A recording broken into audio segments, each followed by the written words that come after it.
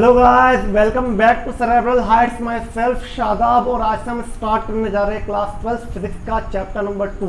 तो चलिए स्टार्ट करते हैं। लेकिन उससे पहले अगर आपने चैप्टर फर्स्ट के वीडियोस नहीं देखे हो तो आप इनको ज़रूर देख लें ताकि आपको आगे बढ़ने में और आसानी हो। ठीक है, तो चलिए स्टार्ट करते हैं। और सबसे पहले हम चैप्टर का नाम लिख लेते हैं। क्या नाम है भाई चैप्टर का? चैप्टर का नाम है electrostatic potential and capacitance. Electrostatic potential and capacitance. Electrostatic potential and capacitance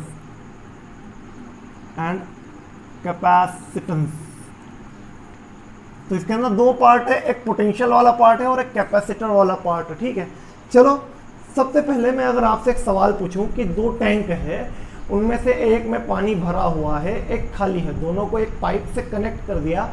बताओ वाटर का फ्लो किधर से किधर की तरफ होगा? फॉर एग्जांपल मैं उसको ड्रॉ कर लेता हूं यहाँ पर कि एक टैंक है ये, ठीक है, इसके अंदर पानी भर रखा है, एक छोटा टैंक है साइज में, और इन दोनों को यहाँ पर एक पाइप से कनेक्ट कर लिया। ठीक, यहाँ पर बीच में वॉल्व लगा दिया। इसके बाद अब सोचो ये पानी इस हाइट तक के भर रखा है, ठीक है, और ये खाली है। अब अगर मैं इस वॉल्व को खोल दूं तो क्या होगा कि वाटर का फ्लो इधर से इधर की तरफ होगा। क्यों होगा ऐसा? क्योंकि देखो इसका प्रेशर जो है, ये टैंक ए है, ये टैंक बी है, तो हमको पता है कि P A is much greater than P B. A का प्रेशर जो है वो बी से ज्यादा है, इसकी वजह से यहाँ पर वाटर का फ्लो होगा। कब तक के? जब तक के दोनों का प्रेशर सेम हो जाए। Till both have same pressure, जब तक कि दोनों का प्रेशर सेम ना हो जाए। देखो प्रेशर क्या होता है, अगर इसके अंदर कोई लिक्विड का डेंसिटी रो है या वाटर है तो उसकी डेंसिटी 1000 किलोग्राम पर मीटर क्यूब हो जाएगी। ठीक है, तो इसके साथ प्रेशर का रिलेशन ये होता है, ये अगर हाइट h है तो कि प्रेशर जो है वो कितना होगा, रो जी एच ये होगा। तो जब तक कि ये दोनों हाइट सेम ना हो जाए, ठीक है, क्योंकि रो और जी की वैल्यू तो कांस्टेंट होगी सेम लिक्विड के लिए, लेकिन एच जो डिफरेंस है यहाँ पर एच जीरो है ना, यहाँ पर एच जीरो है, तो ये दोनों जब तक के सेम ना हो जाए तब तक के क्या होगा कि वाटर का फ्लो होते रहेगा। ठीक है, तो ये चीज़ हमको क्लियर हुई। ठीक है, दूसरी चीज़ अगर मैं बात करूँ, अगर एक बॉडी है जिसका टेम्परेचर है अप्रॉक्सीमेटली 1000 डिग्री सेल्सियस, ठीक है, और एक दूसरी बॉडी है जिसका टेम्परेचर है 25 डिग्री सेल्सियस। अब बताओ हीट का फ्लो किधर से किधर होगा? हमको पता है हीट का फ्लो हॉट बॉडी से कोल्ड की तरफ होगा, क्योंकि देखो इसका टेम्परेचर बहुत ज़्यादा है, इसका टेम्परेचर बहुत कम, तो इन दोनों के बीच में बहुत सारा टेम्परेचर डिफरेंस होने की वजह से क्या होगा कि ये दोनों के बीच में हीट का फ्लो होगा हॉट बॉडी से कोल्ड बॉडी की तरफ। ठीक है, अब चाहे कितनी ये 500 भी होता तब भी इधर ही होता। ठीक है, तो देखो टेम्परेचर डिफरेंस जो है वो आपको क्या बता रहा है? वो आपको बता रहा है कि भाई हीट का फ्लो किधर से किधर की तरफ होगा। उधर देखो प्रेशर का डिफरेंस ये बता रहा है कि वाटर का फ्लो किधर से किधर की तरफ होगा। ठीक है, कब तक कैसा होगा भाई? जब तक क्या टेम्परेचर दोनों के सेम ना हो जाए, till both have same temperature. तो इसी तरह से दो बॉडीज है, उनके बीच में चार्ज का ट्रांसफर भी होता है। तो पोटेंशियल जो है वो आपको क्या बताता है? Direction of flow of charge बताता है कि चार्ज का ट्रांसफर किधर से किधर की तरफ होगा। चलिए इस चीज को भी समझते हैं। ठीक है, इस चीज को भी समझते हैं। जैसे कि मान लो आपके पास में एक बॉडी है जिसके ऊपर पॉजिटिव चार्ज है, ठीक है, कंडक्टर है जिसके ऊपर पॉजिटिव चार्ज है, और एक दूसरा कंडक्टर है जिसके ऊपर नेगेटिव चार्ज है। इन दोनों को एक वायर से कनेक्ट कर दिया। ठीक है, बताओ चार्ज का फ्लो किधर की तरफ? अब दोनों के ऊपर तो चार्ज है, ठीक है, लेकिन इसको अगर देखें तो इसके पास इलेक्ट्रॉन ज्यादा है और उसको देखें तो उसके पास इलेक्ट्रॉन कमी है, तो इधर के इलेक्ट्रॉन इधर चले जाएंगे। तो देखो ये डायरेक्शन जो है ये क्या बता रही है? Direction of flow of electrons, direction of flow of electrons. तो यहाँ से आपको direction of flow of electrons पता चली, इधर की तरफ नेगेटिव चार्ज है, नेगेटिव से पॉजिटिव की तरफ इलेक्ट्रॉन का फ्लो हुआ, ठीक है। अगर मैं यही चीज ले लेता, मान लो कि एक नेगेटिव चार्ज कंडक्टर है, ठीक है, और एक क्या है, एक अनचार्ज या न्यूट्रल बॉडी है। अब मैंने क्या किया कि इसको कनेक्ट कर दिया। अब बताओ इलेक्ट्रॉन का फ्लो किधर से किधर की तरफ, देखो इधर नेगेटिव चार्ज है मतलब इधर इलेक्ट्रॉन ज्यादा है, और इधर कुछ नहीं है मतलब इलेक्ट्रॉन की कमी है, तो इलेक्ट्रॉन का फ्लो इधर की तरफ होगा, ठीक है। तो आपको एक बेसिक आइडिया पता चला कि जिधर की तरफ नेगेटिव चार्ज में कमी होती है उधर की तरफ इलेक्ट्रॉन का फ्लो होता है, जिधर की तरफ नेगेटिव चार्ज में कमी होती है उधर की तरफ इलेक्ट्रॉन का फ्लो होता है। मतलब इन दोनों के बीच में कुछ ना कुछ ऐसी चीज है जिसके कारण इलेक्ट्रॉन का फ्लो हो रहा है। अगर मैं कह देता कि भाई एक बॉडी है जिसके ऊपर 2 कूलॉम का चार्ज है और एक दूसरी बॉडी है जिसके ऊपर भी 2 कूलॉम का चार्ज है, अब इन दोनों को कनेक्ट कर दिया, अब क्या चार्ज का फ्लो पॉसिबल है? नहीं है, नहीं है ना। क्यों नहीं है? क्योंकि इन दोनों के बीच में पोटेंशियल डिफरेंस नहीं है, पोटेंशियल डिफरेंस नहीं है, ठीक है। तो जो क्वांटिटी है, जो चीज है जिसकी वजह से इलेक्ट्रॉन्स का फ्लो हो रहा है उसी को कहते हैं पोटेंशियल डिफरेंस। पोटेंशियल डिफरेंस क्या है? आपको ये डिसाइड करने में मदद करता है कि direction of flow of charge किधर की तरफ होगा। पोटेंशियल डिफरेंस जो है वो आपको ये डिसाइड करने में मदद करता है कि direction of flow of charge किधर की तरफ होगा। जिस तरह से वाटर का लेवल जो था वो ज्यादा था जिसकी वजह से प्रेशर ज्यादा था, तो प्रेशर का डिफरेंस जो है आपको ये डिसाइड करने में हेल्प कर रहा था कि वाटर का फ्लो किधर की तरफ होगा। सिमिलरली जब टेम्परेचर ज्यादा था तो टेम्परेचर का डिफरेंस जो है वो आपको ये डिसाइड करने में मदद कर रहा था कि हीट का फ्लो किधर की तरफ होगा। उसी तरह से चार्ज के फ्लो को डिसाइड करने के लिए आपको ये पता होना चाहिए कि दोनों के बीच में पोटेंशियल डिफरेंस कितना होता है। तो पोटेंशियल डिफरेंस एक ऐसी क्वांटिटी है जो आपको ये डिसाइड करने में हेल्प करती है कि direction of flow of charge किधर की तरफ है, ठीक है। तो चलिए इसके बाद हम हेडिंग लगा लेते हैं। हेडिंग लगा लेते हैं इलेक्ट्रोस्टैटिक पोटेंशियल डिफरेंस। सबसे पहले हम पोटेंशियल डिफरेंस पढ़ेंगे, उसके बाद पोटेंशियल के बारे में पढ़ेंगे, ठीक है। तो चलिए हेडिंग लगा लेते हैं पोटेंशियल डिफरेंस या electrostatic potential difference. Electrostatic potential difference, electrostatic potential difference, ये क्या लिख दिया गंदा सा, या सिर्फ पोटेंशियल डिफरेंस, ठीक है।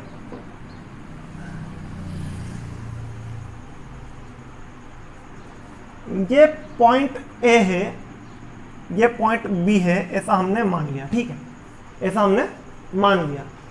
और मैं क्या कर रहा हूं कि यहां पर कोई चार्ज है Q जिसको B से लेके A की तरफ लेकर जाना चाहता हूं। अब ये चार्ज जो है अपनी मर्जी से तो हिल भी नहीं सकता, ठीक है। इस चार्ज को आप यहां से यहां तक के लेके जाना चाहोगे तो क्या करना पड़ेगा? आपको कुछ ना कुछ एक्सटर्नल वर्क करना पड़ेगा। क्या करना पड़ेगा? एक्सटर्नल वर्क करना पड़ेगा, कोई फोर्स लगाना पड़ेगा जिसके कारण वर्क होगा, ठीक है। तो बी से लेके ए तक के जाने पर आपको वर्क करना पड़ा, बी से लेकर ए तक के जाने में आपको वर्क करना पड़ा, ठीक है। इसी वर्क को अगर आप इस चार्ज से डिवाइड कर दो, इसी वर्क को अगर इस चार्ज से आप डिवाइड कर दो तो आपको मिल जाएगा potential difference between the 2 points. चलिए मैं बताता हूं, देखो आपको निकालना है पोटेंशियल डिफरेंस डेल वी। क्या होगा? Work done by external force. कहां से कहां चार्ज को लेकर गए? बी से लेके ए तक। कहां से कहां तक? बी से लेके ए तक, divided by magnitude of charge. इसी को कहते हैं पोटेंशियल डिफरेंस।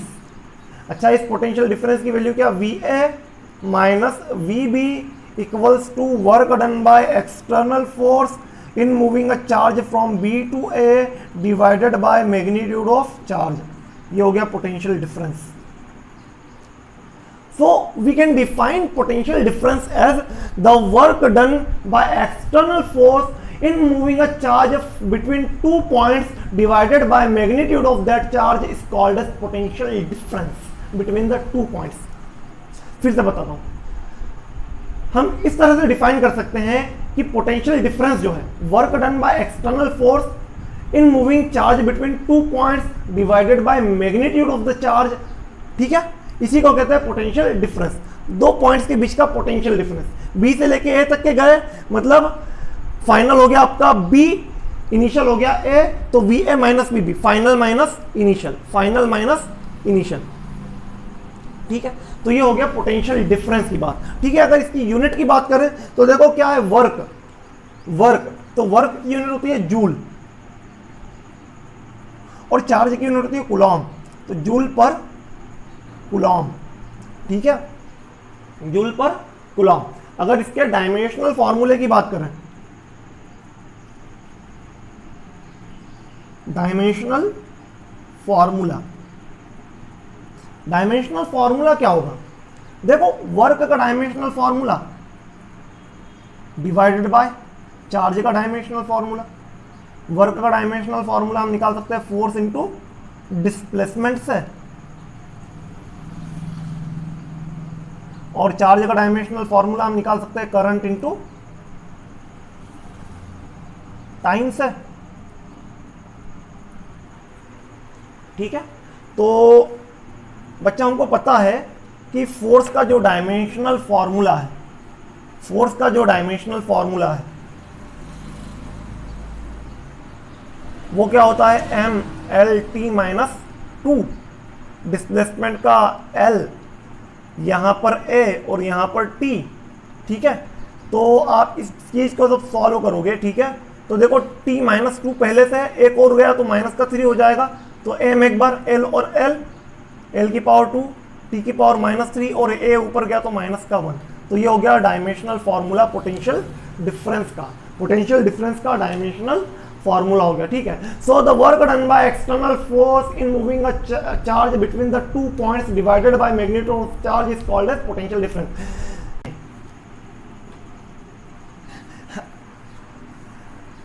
क्या बोल रहा था, चलो ठीक है, तो चलिए इसके आगे हम बात करते हैं पोटेंशियल की। ये तो पोटेंशियल डिफरेंस की बात हो गई, ये तो पोटेंशियल डिफरेंस की बात हो गई। अब हम बात करते हैं पोटेंशियल की, कि पोटेंशियल क्या होता है। देखो अभी आप 2 पॉइंट्स लिए थे, एक ए था एक बी था, ठीक है, और चार्ज को आप यहां से यहां तक के लेके गए, work done by external force किया, चार्ज था Q। ठीक है, आपको पता चला VA माइनस VB equals to work done by external force moving charge from B to A divided by magnitude of charge. यही था। ठीक है, अगर इन 2 पॉइंट्स के बीच का पोटेंशियल डिफरेंस इतना है, तो मुझे अगर किसी एक पॉइंट के पोटेंशियल का पता करना हो, किसी एक पॉइंट के पोटेंशियल का पता करना हो, तो किसी एक पॉइंट को पोटेंशियल को 0 मानना पड़ेगा, किसी एक पॉइंट के पोटेंशियल का 0 मानना पड़ेगा। ठीक है, तो अगर मैं बी के पोटेंशियल को 0 मान लूं, तो मुझे ए पर पोटेंशियल पता चल जाएगा, मतलब किसी एक पॉइंट पर पोटेंशियल का पता चल जाएगा। ठीक, लेकिन बी पर पोटेंशियल 0 कब होगा, बी का पोटेंशियल 0 कब होगा, when B is at infinity. ये एजम्पशन है, ठीक है, एजम्पशन है कि इंफिनिटी पर जो पोटेंशियल है ना वो 0 होता है, ये एजम्पशन है। तो एजम्पशन है इंफिनिटी पर पोटेंशियल 0। तो अगर B जो है वो अगर इंफिनिटी पर चले जाए, ठीक है, B जो है अगर इंफिनिटी पे चले जाए, तो VA minus V infinity is equals to work done by external force in moving charge from infinity to A divided by Q। भाई B की जगह पर इंफिनिटी आ गया ना, तो अब देखो ये हो गया 0, तो आपको पता चला कि VA equals to work done by external force, charge को लाए इंफिनिटी से A तक, डिवाइड किया चार्ज से, आपको पता चला potential at point A, potential at point A। So work done by external force in moving a charge from infinity to a point divided by magnitude of charge is called as potential at a point। तो चलो हम आगे बढ़ते हैं और किसी point पर potential का कैलकुलेशन करता है, किसी पॉइंट पर पोटेंशियल का कैलकुलेशन करते हैं, potential at a point due to a point charge. ठीक है, potential at a point due to a point charge, heading लगा लेते हैं, potential at a point due to a point charge. ये बहुत इंपॉर्टेंट डेरिवेशन एग्जाम्स में आता है, ठीक है। तो हम इसको कर लेते हैं, अभी कर लेते हैं, ठीक है। मान लो कि एक पॉइंट चार्ज है, ठीक है, प्लस क्यू पॉइंट चार्ज है, ठीक है। इससे आर डिस्टेंस पर एक पॉइंट पी है जिस पर आपको पोटेंशियल का कैलकुलेशन करना है। कितनी डिस्टेंस पर? आर डिस्टेंस पर। आर डिस्टेंस पर एक पॉइंट पी है जिस पर आपको पोटेंशियल का कैलकुलेशन करना है। लेकिन आपको पोटेंशियल की डेफिनेशन से तो कुछ यूं पता है कि potential at a point equals to work done by external force in bringing a charge from infinity to that point divided by magnitude of charge. यह चीज आपको पता है, ठीक है। तो अब उस चार्ज का पोटेंशियल यहां पर निकालना है, उस चार्ज का पोटेंशियल यहां पर आपको निकालना है। तो कोई चार्ज इस पॉइंट पर लाना पड़ेगा, और कहां से लाना पड़ेगा? इन्फिनिटी से लाना पड़ेगा, ठीक है। तो मैं कहीं यहां पर कहीं पॉइंट यहां पर मान लेता हूं, यहां पर इन्फिनिटी है, और यहां से मैं टेस्ट चार्ज Q0 को उठाकर इस पॉइंट P पर ला रहा हूं, ठीक है। अब होगा क्या कि ये पॉजिटिव है, ये पॉजिटिव है, ये पॉजिटिव, ये पॉजिटिव एक दूसरे को रिपेल करेंगे, ये पॉजिटिव एक दूसरे को रिपेल करेंगे, ठीक है। तो पॉजिटिव पॉजिटिव में रिपल्शन होता है, ठीक है। तो इसके ऊपर जो इलेक्ट्रोस्टैटिक फोर्स है वो इधर की तरफ लगेगा। लेकिन आप चार्ज को ले जाना चाहते हो इसके अपोजिट, तभी तो वर्क करना पड़ रहा है ना। अगर ऑटोमेटिक ये फोर्स उधर लगता तो ऑटोमेटिकली चले जाता, तो फिर तो कोई बात ही नहीं रहती, ठीक है। तो यहां से यहां तक के चार्ज को ले जाने में आपको वर्क करना पड़ेगा, और इस वर्क करने के चक्कर में आपकी काइनेटिक एनर्जी को चेंज नहीं होना चाहिए, ठीक है। अगर आपने वर्क किया तो काइनेटिक एनर्जी में चेंज नहीं होना चाहिए, क्योंकि इलेक्ट्रोस्टैटिक फोर्स एक कंजर्वेटिव फोर्स है, ठीक है। तो काइनेटिक एनर्जी में चेंज जीरो होना चाहिए, यानी कि उसकी स्पीड जो है वो कांस्टेंट होना चाहिए। अगर आप चार्ज को लेके जा रहे हो ना, तो उसकी स्पीड क्या होना चाहिए? कांस्टेंट। तो आप धीरे धीरे लेके जाओगे, स्लोली, ठीक है। स्लोली आप इसको लेके जाओगे तो तभी जाके आप पोटेंशियल निकाल पाओगे, ठीक है। अगर आप स्पीड के साथ ले गए तो फिर आपका जो पोटेंशियल है वो नहीं आ पाएगा, गलत आ जाएगा, ठीक है। एजम्पशन गलत हो जाएगा, क्योंकि इलेक्ट्रोस्टैटिक फोर्स एक कंजर्वेटिव फोर्स है। तो अगर एक्सटर्नल वर्क करोगे, ठीक है, तो आपको इस तरह से एक्सटर्नल वर्क करना पड़ेगा जिसमें काइनेटिक एनर्जी में चेंज ना हो, तभी जाके दोनों का जो सम है बाय वर्क एनर्जी थ्योरम वो जीरो आएगा। कंजर्वेटिव फोर्स मतलब पाथ इंडिपेंडेंट, चाहे आप इस पाथ से जाओ, चाहे आप इस पाथ से जाओ, चाहे आप इस पाथ से जाओ, कोई फर्क नहीं पड़ता। W1 is equal to W2 is equal to W3, इसी को कहते हैं कंजर्वेटिव फोर्स। खैर ये तो हमने बहुत ज्यादा डीप में बात कर दी, क्लास 11 का टॉपिक था, ठीक है। चलो हम आगे आते हैं। तो काइनेटिक एनर्जी में चेंज नहीं होना, काइनेटिक एनर्जी में चेंज नहीं होना, ठीक है। अब देखो आप इसको इधर ला रहे हो, ठीक है, इन्फिनिटी से ला रहे हो, तो आप छोटा छोटा डिस्प्लेसमेंट मान लो dr डिस्प्लेसमेंट देते हो, ठीक है। तो आपको यहां से वर्क का पता चल जाएगा, वर्क का पता चल जाएगा। देखो छोटा सा वर्क क्या होगा? dw is equal to f dot dr, छोटा सा वर्क यही होगा f डॉट dr।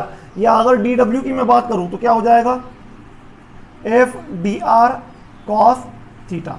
अब देखो इलेक्ट्रोस्टैटिक फोर्स इस तरफ, उसके डिस्प्लेसमेंट अपोजिट है, ठीक है। इन दोनों के बीच का एंगल कितना है? 180 डिग्री, ठीक है।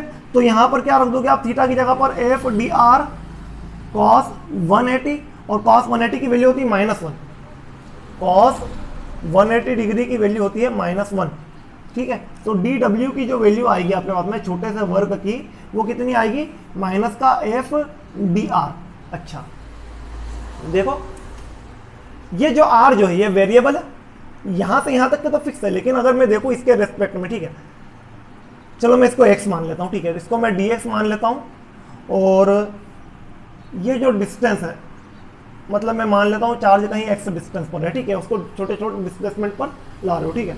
तो f dx, तो इन दोनों चार्जेस के बीच का फोर्स कितना होगा? Electrostatic force k Q0 divided by x का स्क्वायर, जहां पर x क्या है? x वेरिएबल है, x चेंज हो रहा है, ठीक है, कंटिन्यूसली चेंज हो रहा है, तो x जो है वो वेरिएबल है। तो f की जगह पर मैंने वैल्यू रख दी dw is equal to minus का k q naught divided by x का स्क्वायर dx। अब देखो के क्यू नॉट ये कांस्टेंट है, एक्स और dx क्या है, वेरिएबल है। इनका इंटीग्रेशन करने पर क्या मिल जाएगा आपको, टोटल वर्क मिल जाएगा। क्या मिल जाएगा, टोटल वर्क मिल जाएगा। ठीक है, तो मैं क्या कर देता हूँ, इसका इंटीग्रेशन कर देता हूँ। इंटीग्रेशन का हिंदी में मतलब होता है समाकलन करना। तो देखो इंटीग्रेशन कर देता हूँ, इंटीग्रेशन करूंगा तो क्या मिल जाएगा, टोटल वर्क मिल जाएगा।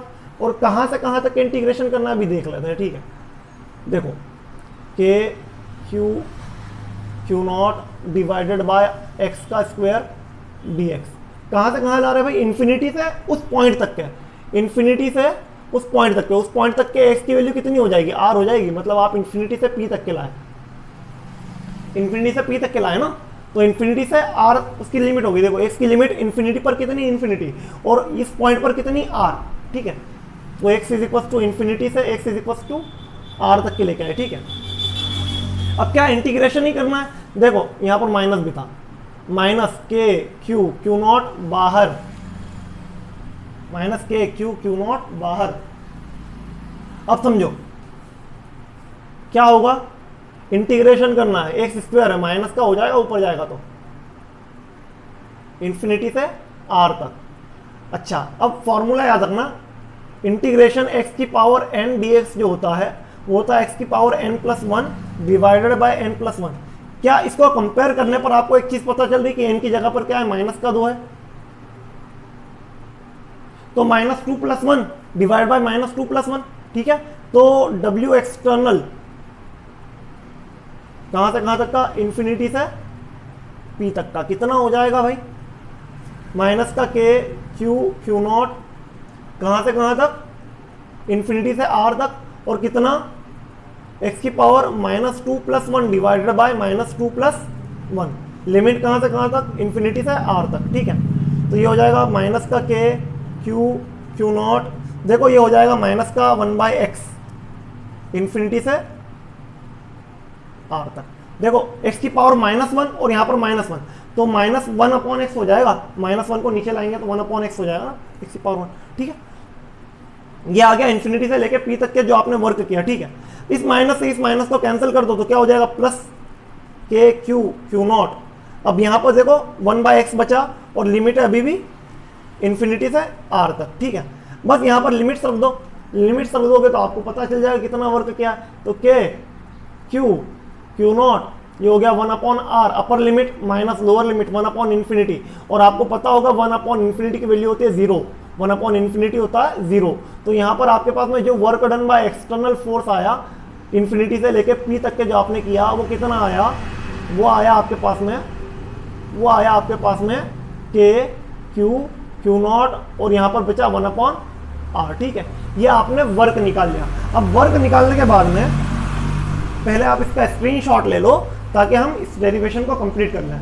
ले लिया, चलो बहुत बढ़िया। अब समझो,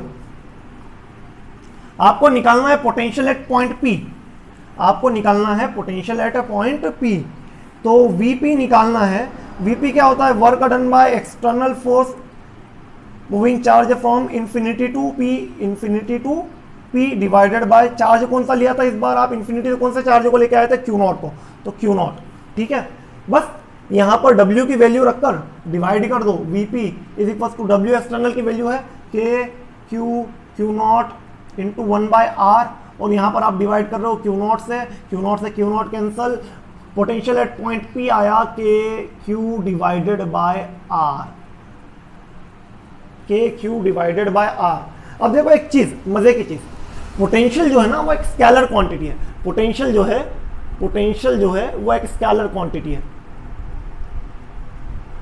तो इस फॉर्मूले में आप जो वैल्यू रखोगे चार्ज की वैल्यू, इसको विद साइन रखना है, विद साइन, मतलब अगर नेगेटिव चार्ज है ना तो यहां पर नेगेटिव आ जाता। ठीक है, ऑटोमेटिकली ये पोटेंशियल नेगेटिव आ जाता। यहां पर अगर पॉजिटिव की जगह पर नेगेटिव चार्ज होता ना, ये पोटेंशियल ऑटोमेटिकली नेगेटिव आ जाता। ठीक है, तो इसी तरह से डिराइव कर सकते हैं। ठीक है,